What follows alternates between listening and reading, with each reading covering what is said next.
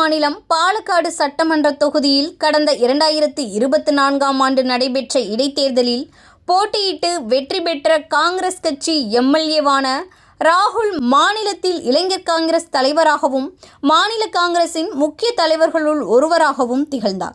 இந்நிலையில் எம்எல்ஏ ராகுல் மீது பெண்கள் சிலர் பாலியல் குற்றச்சாட்டுகளை முன்வைத்ததன் அடிப்படையில் ராகுல் காங்கிரஸ் கட்சியிலிருந்து இடைநீக்கம் செய்யப்பட்டார்.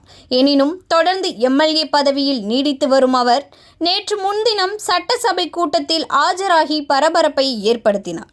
இந்த பரபரப்பான சூழலில் பம்பை வந்த அவர் பம்பை கணபதி கோவிலில் இருமுடியை நிறைத்து சபரிமலைக்கு வந்தடைந்தார். அதைத் தொடர்ந்து இன்று காலையில் எம்எல்ஏ ராகுல் சபரிமலையில் சாமி தரிசனம் செய்தார்.